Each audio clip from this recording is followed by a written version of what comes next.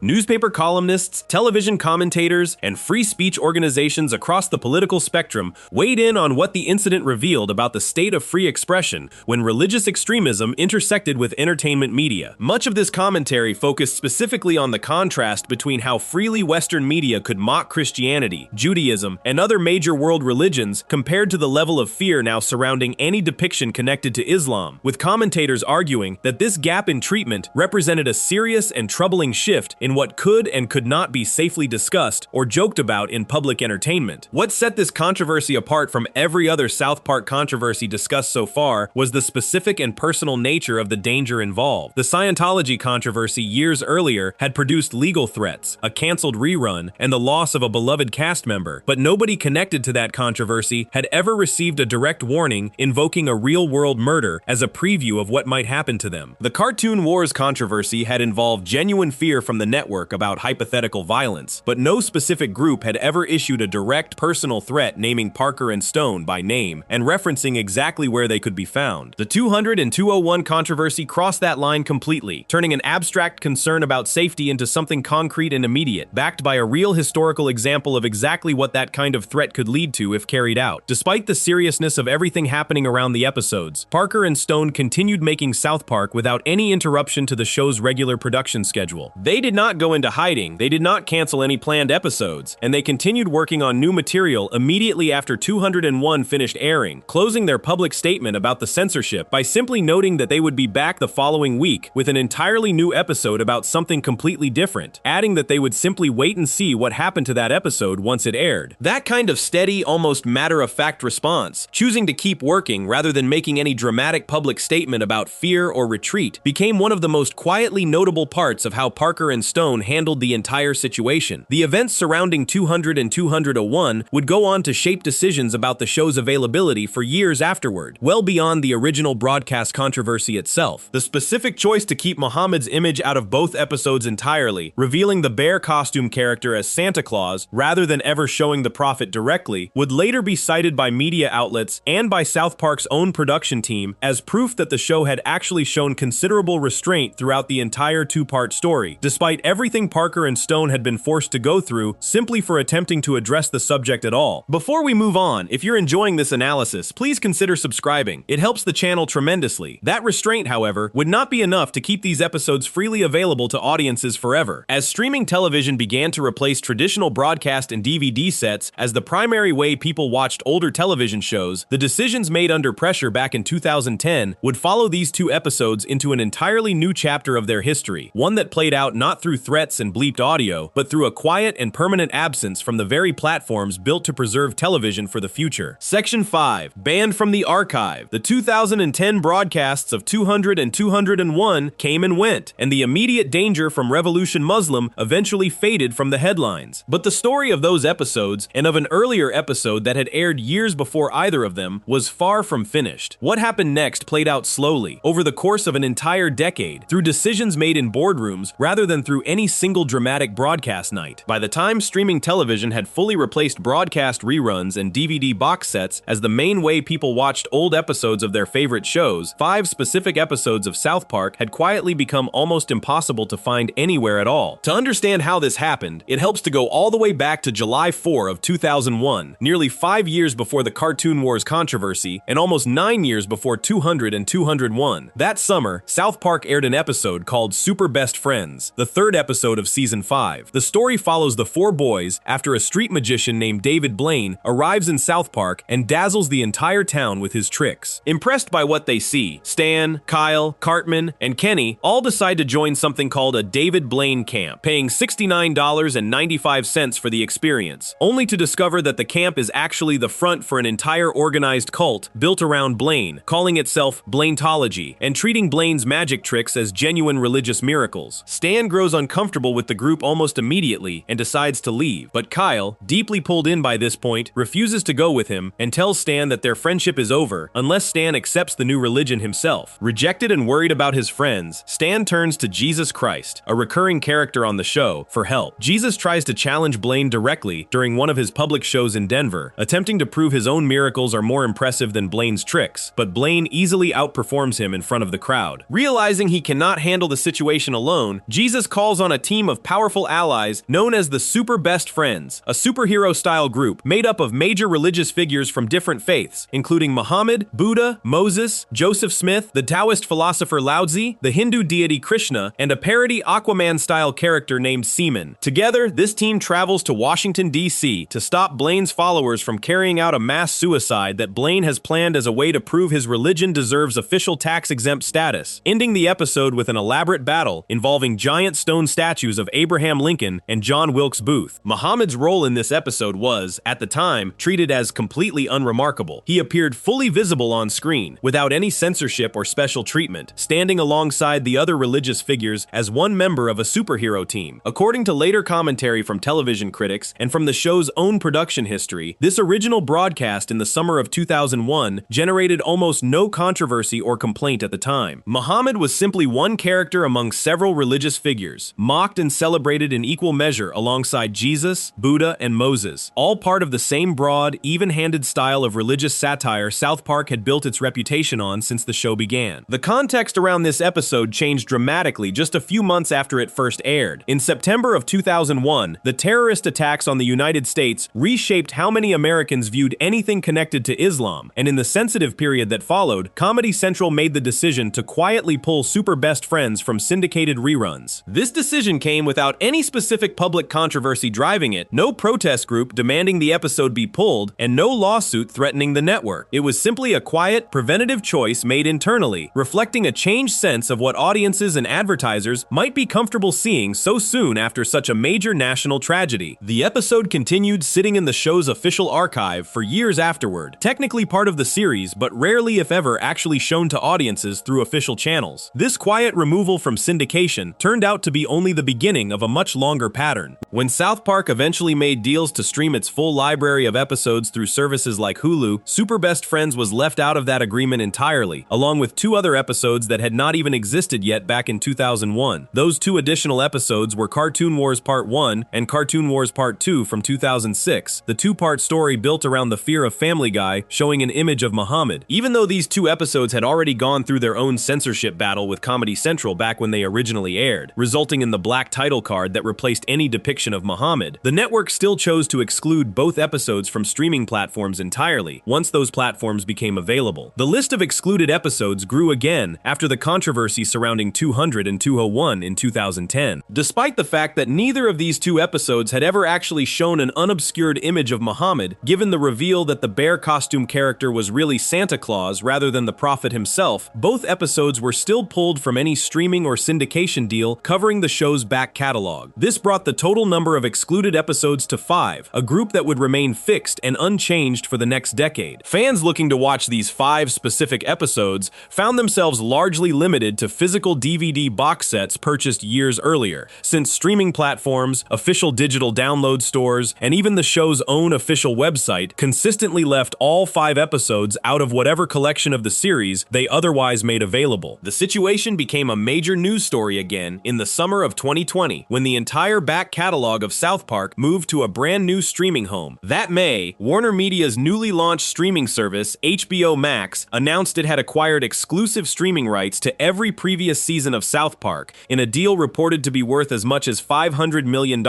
a massive sum that reflected just how valuable the show's decades of back catalog had become in the streaming era. When HBO Max officially launched in late May of 2020, and when South Park's episodes actually became available on the platform in June, eagle-eyed fans immediately noticed that 5 specific episodes were missing from the full library. Those 5 were exactly the same episodes that had already been excluded from earlier streaming deals with Hulu and from the show's own website for years. Super Best Friends, Cartoon Wars Part 1, Cartoon Wars Part 2, 200, and 200A1 were all absent, while every other episode from the show's entire run through that point in its history was included. Reporting from entertainment news outlets at the time confirmed that this exclusion had been agreed upon well before the HBO Max deal was even finalized. According to reporting from The Hollywood Reporter, the decision to hold these 5 episodes back from the new streaming deal had been discussed and agreed to by South Park Studios itself before Viacom, the company that owned Comedy Central, finished licensing the show's full library to HBO Max. This detail matters a great deal because it shows that keeping these episodes out of circulation was not simply a decision imposed on Parker and Stone from the outside by a nervous corporate partner. It reflected an agreement that the show's own production team had already accepted as a condition of the deal, continuing a pattern of caution that had already been in place for roughly a decade at that point. Doug Herzog, the Comedy Central executive who had originally given South Park the green light to become a series back in 1997, spoke about the reasoning behind this ongoing caution in an interview given around the time of the show's 20th anniversary in 2016. According to Herzog, the original decision to censor and eventually pull 200 and 201 from circulation had come down to protecting the safety of everyone connected to the production, given the specific and credible nature of the threat the show had received from Revolution Muslim. Herzog explained that keeping these episodes unavailable was viewed internally as a long-term safety decision rather than a short-term reaction to a passing news cycle, framing it as a choice the network felt it needed to make and continued to feel necessary to maintain even years later. Trey Parker's own feelings about the situation, expressed in interviews given after the fact, revealed real frustration with how everything had played out. Speaking about the specific censorship applied to 200 and 201 back when they originally aired, Parker admitted that what upset him most was his own belief that both episodes had turned out to be genuinely strong pieces of work, only to have their most important closing message garbled by network editing before ever reaching most of the viewing audience in its intended form. He described feeling emotionally exhausted by the entire ordeal at the time, admitting that by the point the second episode aired, he and Stone largely just wanted to move past the controversy and focus on whatever came next for the show, rather than continuing to fight over content that had already been altered against their wishes. The removal of these 5 episodes created a strange kind of gap in the show's otherwise mostly complete public history. Nearly every other episode South Park had ever produced remained available in some form, whether through streaming, digital purchase, or physical media, giving both longtime fans and new viewers easy access to decades of the show's material. These 5 episodes became something closer to a specific, deliberately maintained blind spot within that otherwise complete archive. Episodes that technically still existed and had once aired on live television, but that new viewers discovering the show years later would have almost no easy way to encounter unless they specifically sought out an old DVD box set from the exact season where each episode had originally been included. Cartoon Wars Part 1 and Cartoon Wars Part 2 carried an extra layer of irony given their continued absence from streaming platforms. Unlike Super Best Friends, these 2 episodes did remain available for streaming directly through South Park's own official website, even after being excluded from platforms like Hulu and HBO Max, creating a strange situation where fans could technically still watch 2 of the 5 excluded episodes through one specific official channel, while the other 3, Super Best Friends, 200, and 201, remained essentially unavailable anywhere outside of physical media collections. The pattern connecting all 5 of these excluded episodes was consistent and easy to identify once laid out clearly. Every single one either depicted Muhammad directly, as Super Best Friends had done back in 2001 before any controversy existed around the subject, or centered its entire plot around the dangers and fear connected to depicting him, as both the Cartoon Wars episodes and the 200 and 201 two-parter had done in the years that followed. No other subject or joke across the entire run of South Park, despite the show mocking nearly every other religion, celebrity, and political figure imaginable, had ever produced this kind of permanent, coordinated absence from the show's own official archive. This makes the situation surrounding these 5 episodes different from every other controversy discussed so far in one crucial way. The controversies involving Scientology and the Cartoon Wars episodes generated real consequences at the time they aired, but those consequences eventually settled into history as completed events, remembered mainly through news coverage, interviews, and the show's own continued willingness to reference them in later episodes. The removal of these 5 episodes from streaming represents something different, an ongoing, active decision that continued being renewed and maintained years and even decades after the original controversies had faded from daily conversation. Every time South Park signed a new deal with a new streaming platform, someone within the production had to actively choose, again, to keep these specific episodes excluded, meaning the caution born out of a threat received back in 2010 continued shaping decisions made a full decade later, long after Revolution Muslim itself had faded from public relevance, and long after many casual fans had likely forgotten the specific details of what had originally happened. Whether this arrangement will remain permanent going forward is not something that has been settled with any public statement from Parker, Stone, or the companies currently holding streaming rights to the show. What is clear is that the caution first triggered by a specific and credible threat in 2010 outlived that immediate danger by many years, shaping how an entire body of television work gets preserved, distributed, and remembered long after the headlines that originally caused the caution had already faded away. Before we move on, if you're enjoying this analysis, please consider subscribing. It helps the channel tremendously. That same willingness to weigh real-world safety against creative freedom would resurface again and again throughout the rest of South Park's history, though the next major flashpoint point would not involve a religion or a celebrity lawsuit at all. It would involve an entire country deciding it did not appreciate being the subject of the joke. Section 6. The N-word on live TV. Every controversy covered so far in this look at South Park has followed a similar pattern. The show picks a target, something happens on screen, and then people react with anger, lawsuits, threats, or network interference. The episode covered in this section breaks that pattern almost completely, and that alone makes it worth looking at closely. Trey Parker and Matt Stone built an entire episode around the single most explosive word in the English language, a word tied directly to centuries of real suffering and violence against Black Americans, and the result was something almost nobody expected from a show with this kind of track record. Instead of outrage, the episode received praise from one of the most respected civil rights organizations in the country. The episode is called With Apologies to Jesse Jackson, and it opened season 11 of South Park on March 7, 2007. According to interviews given by the creators afterward, Parker and Stone had wanted to make an episode centered on this word for a long time before it actually happened, but they kept running into the same problem. They could picture the opening scene clearly, but they could not figure out where the story should go from there. That changed once a real-world event handed them exactly the kind of plot they had been missing. In November of 2006, just a few months before this episode aired, comedian Michael Richards, known for his role as Kramer on the sitcom Seinfeld, was performing a stand-up set at the Laugh Factory Comedy Club in Los Angeles. When a group of hecklers in the audience interrupted his act, Richards responded by shouting the same racial slur repeatedly at the black audience members who had been heckling him, in a moment that was filmed on a cell phone and quickly spread across the internet and television news. The backlash was immediate and severe. In the days that followed, Richards made a public phone call to civil rights leaders Jesse Jackson and Al Sharpton to apologize directly, a moment that itself became national news. Parker and Stone took this real controversy and used it as the emotional and narrative foundation for their own episode, giving them the missing piece of plot they had been searching for. The episode opens with Randy Marsh appearing as a contestant on a version of the real game show Wheel of Fortune. Randy makes it to the bonus round, where he needs to guess a hidden phrase using only a handful of given letters. He is shown the letters R, T, S, L, and E, and then asks for the letters B, N, G, and O to fill in the remaining blanks. As Randy studies the puzzle board, sitting in a category labeled People Who Annoy You, he suddenly believes he has solved it and shouts out his answer without stopping to think it through carefully. Instead of guessing the actual intended answer, which the show reveals was meant to be a much more innocent word, Randy blurts out the real-world racial slur instead, saying it with the plural ending, live on national television, in front of his family sitting in the studio audience and in front of everyone watching from home. The reaction inside the fictional studio is immediate and devastating. The episode lingers on the faces of the black audience members and the show's own camera operator, all staring at Randy with a mixture of shock and anger, while cutting to Randy's own family looking equally horrified at what he has just said. Back home in South Park, the entire town watches this moment unfold on live television, and news of what Randy said spreads through the community almost instantly. What follows across the rest of the episode explores the fallout from that single moment through two separate storylines running side by side. The first storyline follows Stan Marsh as he tries to process what his father did and how it has affected his friendship with Token Black, one of the only black kids at South Park Elementary. Stan initially tries to smooth things over by telling Token that his dad is not really a racist, insisting that Randy is simply not very smart and that the whole situation is not that big of a deal. Token pushes back firmly against this framing, explaining to Stan that regardless of whether Randy intended any harm, Stan has no real understanding of what it actually feels like to hear that specific word directed at your race, and that dismissing the situation as no big deal only makes things worse rather than better. Cartman, sensing an opportunity to stir up conflict for his own amusement, tries to escalate the tension between Stan and Token into what he calls a full-blown race war, cheering and encouraging the two boys to fight. Token refuses to take the bait, choosing instead to simply walk away from the conversation rather than engage with Cartman's attempt to turn a serious moment into entertainment. Cartman, missing the point entirely, interprets Token walking away as some kind of surrender, running off while shouting that he and people who share his race have won the argument, a joke built entirely around Cartman's complete failure to understand anything meaningful about what just happened between Stan and Token. Randy, desperate to repair the damage to his reputation, decides the only way forward is to seek out Reverend Jesse Jackson directly and apologize to him in person, mirroring almost exactly what Michael Richards had done in real life just months earlier. When Randy finally meets with Jackson, the Reverend tells him that a real apology requires a specific and very literal act of humility. Jackson bends over his own desk and instructs Randy to apologize by kissing him on the backside, which Randy actually does, and a photograph capturing the moment ends up published in newspapers, spreading the humiliating image even further across the public eye. Believing this act has fully resolved the situation, Stan goes back to Token expecting his friend to now feel better about everything, only to find Token still deeply upset. Token explains that Jesse Jackson does not actually speak for every black person in the country, telling Stan directly that Jackson is not the emperor of black people and has no authority to simply grant forgiveness on behalf of everyone affected by what Randy said. Stan, clearly confused by this correction, responds simply that Jackson told his father that he was exactly that, revealing just how little Stan actually understands about the situation he has been trying so hard to help resolve. Randy's personal humiliation does not end with the apology to Jackson. Later in the episode, he visits a comedy club called the Laugh Factory, the same real-world venue where the Michael Richards incident had actually taken place, and a black comedian performing that night, a character clearly modeled after the real comedian Chris Rock, spots Randy in the crowd and begins mocking him directly, referring to him using the nickname the nigger guy in front of the entire audience. This nickname spreads quickly through South Park after that, with people around town beginning to call Randy by this same label, turning him into a kind of local outcast, defined entirely by the single moment he said the word on television. In an attempt to further redeem himself and shake off the nickname, Randy goes on to found a scholarship fund intended to help black students, an effort at genuine repair that the episode presents without mocking, even as the nickname continues following him around, regardless of his efforts. The second storyline running through the episode takes place back at South Park Elementary, where the school decides that recent events call for a sensitivity seminar. The person brought in to lead this seminar is Dr. David Nelson, a man with dwarfism who travels around the country giving talks to help people better understand how hurtful words affect the people they are aimed at. Dr. Nelson opens his presentation by explaining that words are like bullets, telling the students he has learned to simply let hurtful words pass through him without letting them cause damage. The moment he says this, Cartman bursts into uncontrollable laughter at Dr. Nelson's small size, completely derailing the entire presentation. No matter how much the school's guidance counselor, Mr. Mackey, yells at Cartman to stop, Cartman cannot control himself and continues laughing throughout the rest of Dr. Nelson's attempt to speak. Frustrated after failing to get through to Cartman using patience and understanding, Dr. Nelson eventually decides to abandon his own advice about letting hurtful words pass through him without reacting, choosing instead to fight back directly by encouraging the other students to mock Cartman's weight in front of him. This does not work either, since Cartman remains too busy laughing at Dr. Nelson to feel bothered by any insults thrown back at him in return. The conflict between the two eventually turns into a full physical fight, set to the song "Down with the Sickness" playing in the background, ending with Cartman forcing Dr. Nelson to give up by shouting the word "uncle," along with a separate unrelated line referencing an old horror movie. As Cartman turns his back to walk away and gloat about winning, Dr. Nelson gets in one final unexpected hit by kicking Cartman to the ground from behind, giving him a small moment of victory even after losing the official fight. These two storylines, one dealing directly and seriously with the weight of a real racial slur,